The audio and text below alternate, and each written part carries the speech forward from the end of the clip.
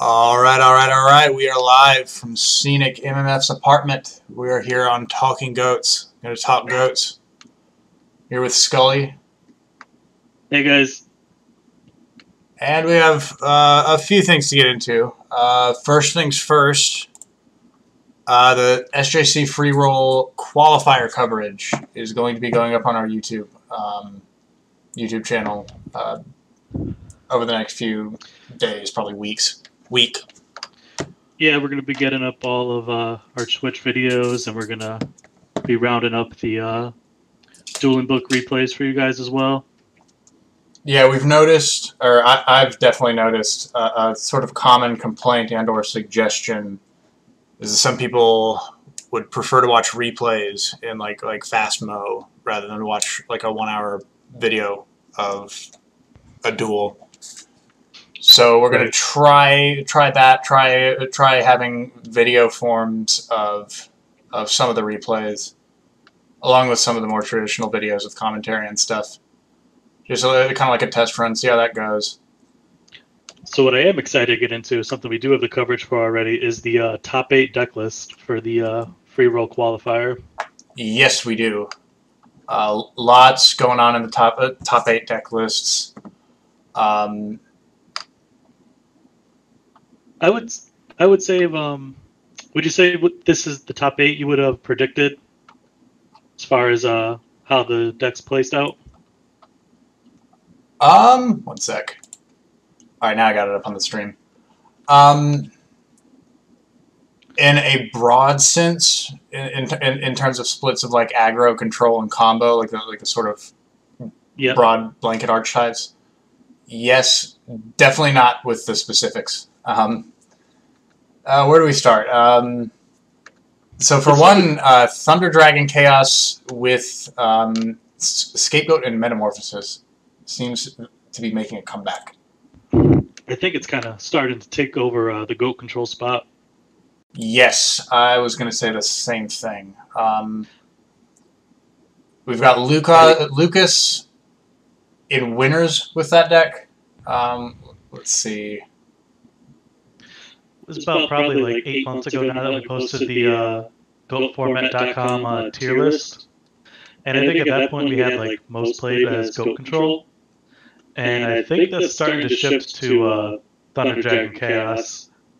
Yes, definitely. The Scapegoat and Metamorphosis version has 2 spots in top 8, one in winners and one in losers. The winners Lucas and losers Nash Bridges.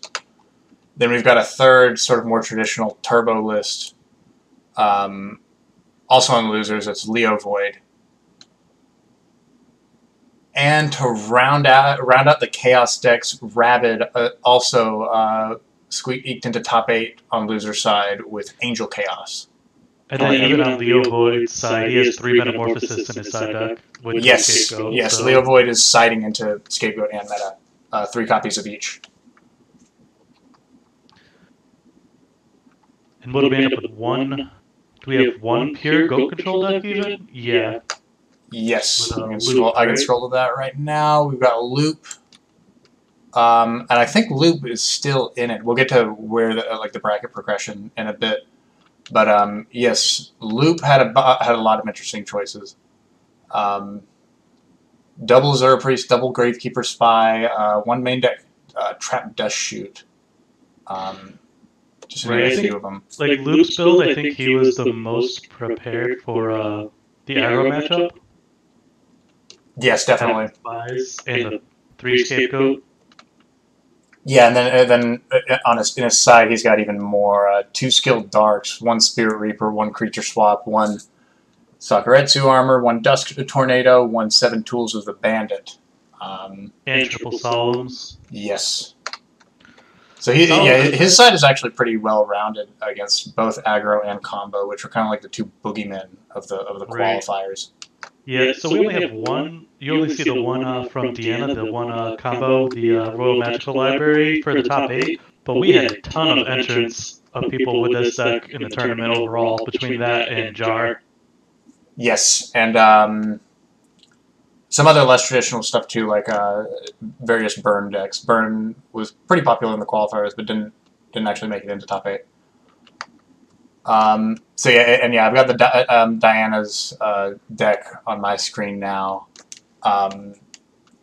Pretty close to the standard list we've had posted on the website for a while. She is playing a copy of Different Dimension Capsule, kind of interesting, and her side is really, really efficient. Her side deck is so fine-tuned for answering people's answer for her. Yeah, definitely. 3 Swords of Concealing Light for like the fusions that Cybershines get out. 1 Mass Driver for Ojama Trio tokens. The deck can't kill with Reversal Quiz unless it gets rid of those. And then obviously the 3 Self-Destruct buttons and 3 Wall of Revealing Lights to just keep... Which also work with the Cyberstein because of Upstart Goblin. Yes, precisely. So yeah, lots going on in that list. And then that leaves just aggro to talk about, I think. Yeah, so the aggro decks... Let's see here. We have Professor Hastig with Triple Blade Knight, which... Triple Blade Knight, Triple Jar Greed, and then Anti over here also with only 1 Blade Knight, but also running the Triple Jar Greed. Yeah, so a lot of people have picked up on Geisty's Jar Greed thing from FLC 9. What they've done is kind of cut out the flip effects and the sort of mid-range aspects that Geisty was playing, but keeping the Jar Greeds. Using them basically as cantrips that double as like Heavy Storm and MST bait. Mm-hmm. And which could be really big because a Sakuretsu resolving or not could be the entire game for this kind of matchup. Right. And let's see. For the monster lineups, I'm going to start with Antithesis or Rydia's because there's a lot to talk about here. So one thing to note for this deck list is the Kinetic Soldier was actually not in the deck, and that is supposed to be a regenerating mummy. Yes, I remember that too. From the qualifiers, right? Change that needs to be swapped out on our website eventually. Anti submitted this deck first and then changed it before the tournament started, and I accidentally uploaded this version, but that's the only card difference. Yes. So yeah, it's only slightly less weird. Instead of Kinetic Soldiers, just 3 regenerating mummies. And then we've also got... I've been playing this deck over the last few days to play with Leovoid to try to help test. I have not seen any of the deck entrants for the top 8. We did allow players to change their deck for top 8 if they wanted to play. MMF has gotten all those lists. I have not seen any of them. So I've been testing with this build for Leovoid for the upcoming matchup, and man, this is a strange deck. Yeah, that's one way to put it. In case the regenerating mummy, if that just seems too normal to y'all, we've also got Mataza the Zapper, a Swift Gaia the Fierce Knight, and 3 copies of the Warrior Returning Alive. So from my experience of using this so far, I'd say I probably played like 6 games with it. I don't see the purpose of the regenerating mummy at all. It has yet to get duoed on me. It's just been a weaker version of Skill Dark Magician. And that's been it for mummy. Swift Gaia has just sat dead in my hand. As long as I have another monster, you just can't play it. And then the Royal Oppression's like a good opponent is playing around that card easily. Meanwhile, you only have 1 Solemn Judgment to protect the card anyway once you do flip it up. Yeah, the Royal Oppression, I forgot to mention those, but those also really stand out. Most Warrior players are thinking more about Skill Drain if they're going for like a Floodgate card in the main deck, especially. Rydia over here is playing not just 1 but 2 Royal Oppressions. And for those that aren't aware, this is not the Royal Oppression from 2008 or 2009. This Royal Oppression. Flipping on the Dark Arm Dragon. This is Yeah, you definitely need this card to be flipped face up already and to have resolved successfully before you're able to pay 800 to use that effect, to use the trigger-like effect. So 2 Anti-Rydia's credit winner side for the tournament, correct? Let me bring up the bracket real quick. Now Antithesis is in losers. Oh, about to play Leovoid. Right, but did come in on winner's side, so it Yeah. had a good run with this deck. Like, we've seen kind of similar deck before. I think Shane might have won or topped an FLC with like triple Metaza the Zapper, triple Compulse, and triple My Body at one point. Yes, he did. He did top With, four. Like, a ceasefire and some burn cards. So I mean, it's not unheard of for this combination of cards to do well. Yeah, Metaza the Zapper does have.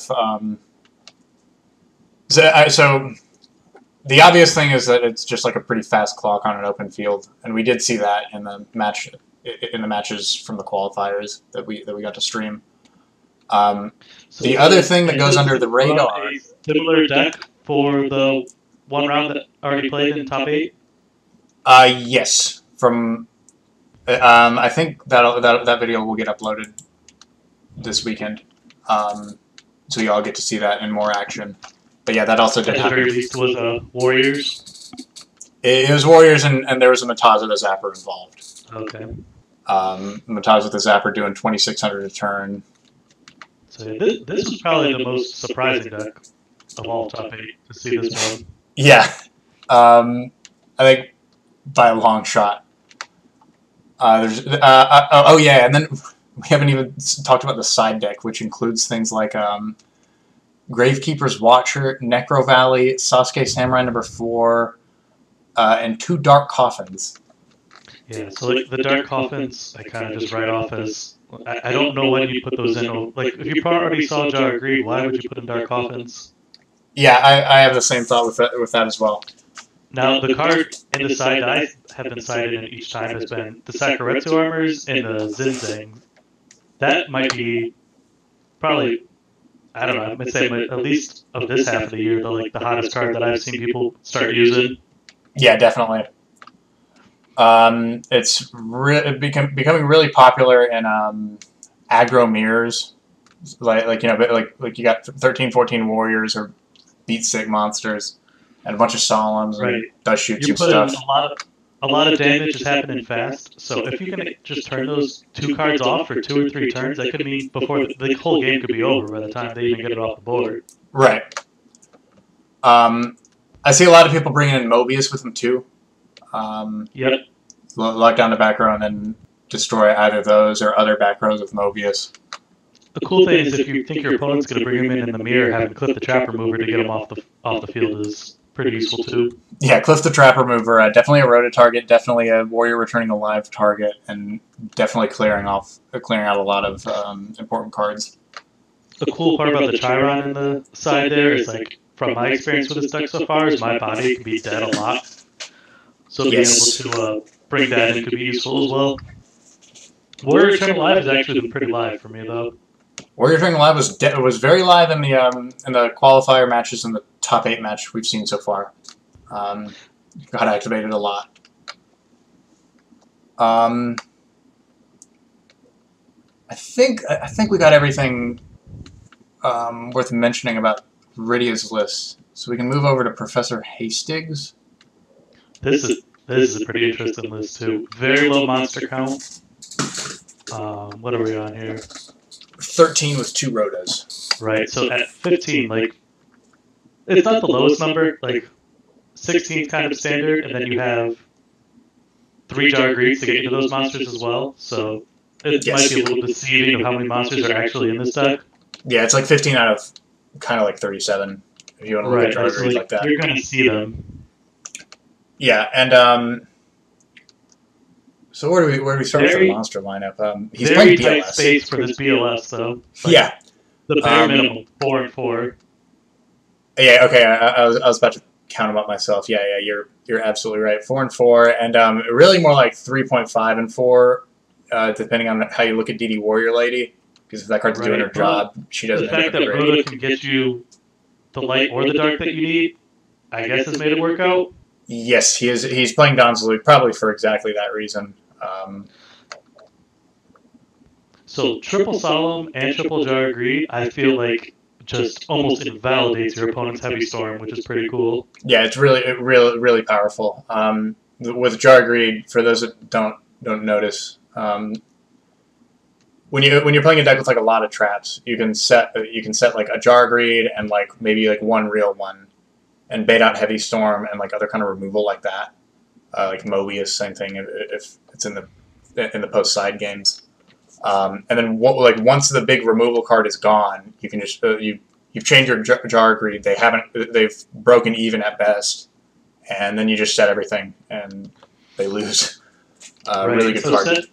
Since there's only 15 actual monsters in the deck, it's very easy to get Blade Knight up to 2,000 by being able. You can just set all your cards with this deck because you're either going to be setting Bluff Jar Greeds that you're not afraid of Heavy Storm, or you could have Solemn Judgment to protect you from the Heavy Storm, letting your Blade Knight get powered up with triple sacrifice to protect you from Tsukiyomi. Yes. So pretty solid strategy here. And then his side deck, he's also doing some interesting stuff. He's got kind of like that mid-range engine I was talking about from Geisty's list.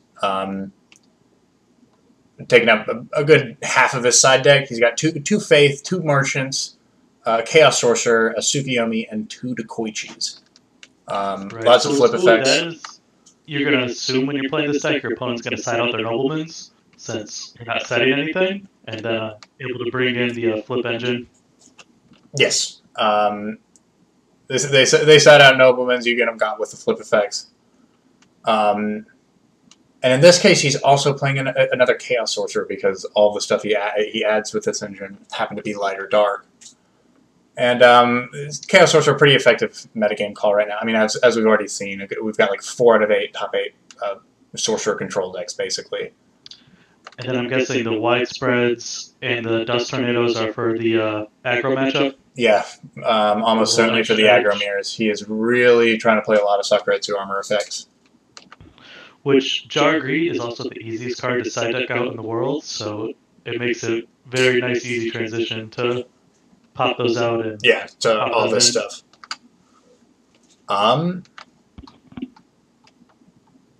So I think we talked about all the decks. Yes, we did. That's 8 out of 8. Okay, Rabbits. We can go over that. Another Chaos Control deck. This one playing Shining Angels. Is this almost exactly ACP's deck? I think it is exactly ACP's deck right now. ACP plays 2 Chaos Sorcerer? Yeah, I think so. Yeah, and he definitely plays Call of the Haunted. So yeah, I think this is a straight ACP net deck. Perhaps unintentionally. But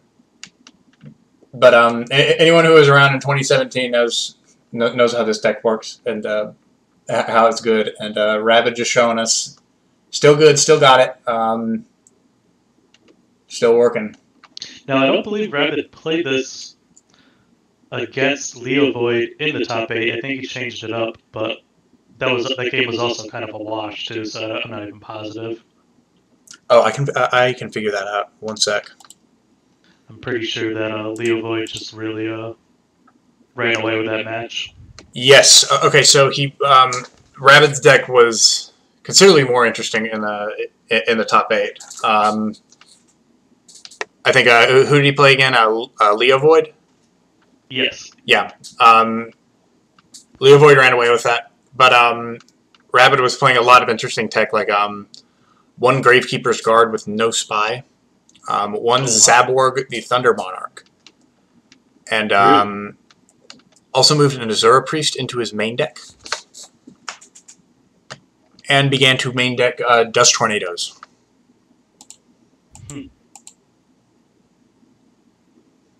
So yeah, just sort of recap. We can get into the bracket now to kind of show y'all how all that went down. So both of our winners' semis matches are played now. Diana beat Lucas in 3 games, and Professor Hastig beat Antithesis also in 3 games. We haven't gotten them to play winners finals yet. That'll be next. Possibly the matchup that'll decide how the tournament ends up. Yeah, let's hop over to Deanna's deck so we could just talk about going forward what people are going to need to do to play against this deck. Yes. So yeah, I've got it up on the screen again. So this deck, I don't think anyone piloted it quite as well as Deanna did, or had the side as well made as Deanna did. But so I think that's why she was able to stay Winterside for so long here. The cards that I've been thinking about that have like the actual can beat this deck without no matter what your opponent sides for, to me is Curse Seal, Solemn Judgment, and Prohibition. Yes, agreed on all 3 counts. And then there's more, but those are like the core 3. Giant Trunade is your biggest problem. You have Giant Trunade. This deck is not likely going to beat you without a Giant Trunade, correct? Yes. And just to explain that, the deck's core engine is Archfiend's Oath and Convulsion of Nature. If you have both of those face up, you pay 500 with Archfiend's Oath and basically just draw a card.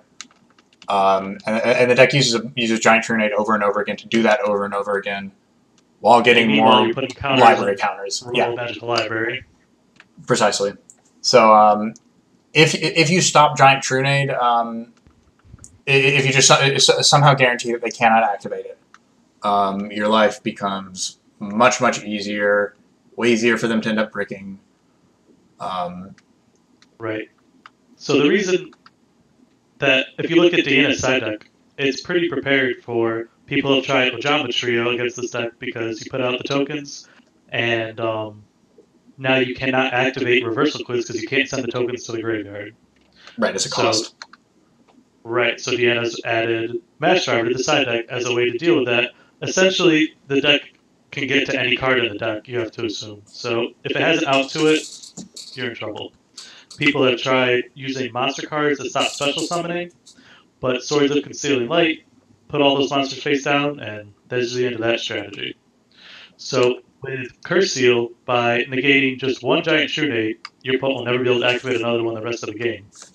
So right, and they would need like their single copy of Heavy Storm to be able to clear your Curse Seal before you would be, before you'd be able to use it on Trunade. So with a combination of Curse Seal and Prohibition, either one of the two with a Solemn Judgment, you almost have the game completely locked out with the 3 cards if you get any combination of the 2 of them. Yes. So we named Curse Seal, Prohibition. What was the 3rd card? Solemn Judgment. Solemn Judgment to go with them. Yeah, definitely. So that way you have the answer for either Heavy Storm or a Mystical Space Typhoon. And just Solemn Judgment right now is probably the most versatile side deck card you'll ever get. Yeah, side deck if not main decked. Right, like it's an answer for your opponent's Solemn Judgments if they're maining them in the aggro deck. It's an answer for stopping a combo card. Like, yeah, it does everything, just like the card text suggests. The other card that's also really good against this deck is Spell Canceller, but your ability to summon a Spell Canceller in one turn is going to be a lot harder than just setting these trap cards. Yes, Spell Canceller was the next thing I was going to talk about. Also, incidentally, Spell Canceller is getting reprinted in a few weeks. I meant to talk about that a little earlier, but that's definitely helpful to people who play in real life. The card's been reprinted exactly once in 2005, and up until now has been like a pretty steady like $20 to $30 card. Oh, really? I wasn't aware of that. Yeah, so those of you who are on a budget with your paper decks are going to get a boon on October 11th, I believe, in the Dual Devastator set. So, but the issue still being against this deck is, which we did see happen in tournament, is losing the die roll. Yeah, losing the die roll. Although there's like a couple caveats there. If you lose the die roll, but your opponent's playing kind of like a slow deck without like a bunch of Solemns or Dust Tornadoes or things that would interact with it, if you as the library player lose that dice roll, you can still kind of, I mean, it's kind of like you still end up going first, because like what is like a standard Go control list going to do to you on turn 1? Right. But if you lose the dice roll versus like aggro and they get to set Dust Shoot Solemn, Summon King Tiger Wang who pass, then yeah, your life's pretty miserable. Do you see this deck as a deck that could ruin GOAT format as it gains more popularity? So I have a bit of a... Right now I say no, but I'm willing to be convinced that it could. I have a bit of a nuanced view here. I think I think whether or not a deck quote unquote ruins the format depends way less on like how actually good it is, like in a vacuum, or like in the context of the format, the metagame, the quote unquote balance, than people tend to think. If a deck like this, I say a deck like this, it could be library, it could be something else like library. We've seen a lot of decks like this come and go over the years. If it's ever going to actually like ruin or threaten to ruin the community, it's going to be more because people just don't enjoy playing against it, don't want to enter a tournament where they see it's going to be the format into Frog FTK. Right, and on that count, in the sense that like, is this going to be the best deck? It's almost certainly not. The FTK rate is probably like 50% at best in game one. Not near good enough. It's the winner side of this tournament, but we saw a lot of copies of this deck go down throughout the 5 tournaments leading up to this. Yeah, including Diana's own list. Especially her side deck, she had to keep updating that as the tournament, as each qualifier passed. She finally squeaked in on, I believe, the 4th one. I can't remember. It was either the 4th. No, I believe it was the 5th. Yes, you may be right. It may have been the 5th, actually. Right. So if we didn't, so a caveat to this, there even being a 5th, and the 3rd, and especially the 4th tournament. No, the 2nd and the 3rd tournament, a player main decking Spell Canceller destroyed at least 4 of these decks between this and Jar FTK. This and Jar FTK and Maskus deck.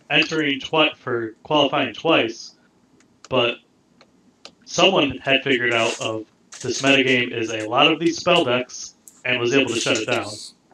Yeah, so to go back to Spell Canceller for just a little bit, I think Spell Canceller is going to be roughly as important as the other cards we mentioned as like an answer to this, with the stipulation that it doesn't just go straight up in every deck. Aggro decks that have the ability to get to a second turn where they'd be able to summon Spell Canceller, those are the ones where it's going to be really good. If you are playing Control, a Control variant, Spell Canceller may very well be a good side deck card for other reasons, but it's probably not going to be in itself enough to be library in your particular matchup. Right. But I mean, Spell Canceller at the same time is a semi-versatile card. Like, you can put it in even against a Chaos deck and shut them down for quite a few turns. Yeah. Let's. I mean, like against, I guess Reasoning Gate decks, for example, you may just straight up win. Right. Obviously, they do have outs, quite a few, but they also have a lot of not outs. Being the biggest one. And then Empty Jar again has outs, but is also a deck with like 30 spells. So in the 5th qualifier, we did see one player, Tango. He lost round 1, and then he proceeded to win, I think, the next 5 rounds with 2 Spell Cancellers main decked instead of Air Knights, and a pretty much Control style deck. Yes. And the reason that worked was because the meta started switching after the 4th tournament to a lot of these FTK spell heavy decks, and he got paired up with a few of them, and that's all it took was just one normal summon. Yeah, for sure. Let's see. We talked about where Diane is in the tournament right now. Diane is in Winners Finals, playing what will probably be one of her harder matchups in Professor Hastig. That leaves... Okay, so Antithesis and Leo Void have not played Losers Quarters yet, but they will. They should be playing tomorrow night, I believe. Tomorrow night, and we will have that on stream, ready for y'all to go. The other side of Losers Bracket has been played. Lucas and Loop. Loop squeaked in at Losers side with the only copy of like pure standard Goat Control, and has now won two of those matches in a row. First against Nash Bridges in a Control Mirror, and then another against Lucas, another Control Mirror. Both of those cats on like a Thunder Dragon Chaos with Scapegoats and Metas.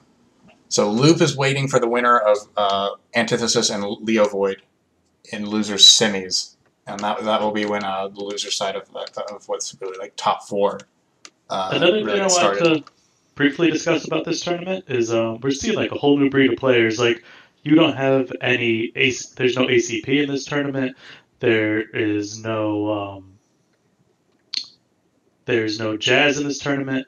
There is no Chris Brovic in this tournament. I think the most veteran players we probably had were like Tango and Dale Bolito maybe entered one tournament. So, yes, and unfortunately Dale couldn't finish it out. Probably would have made it in if he could.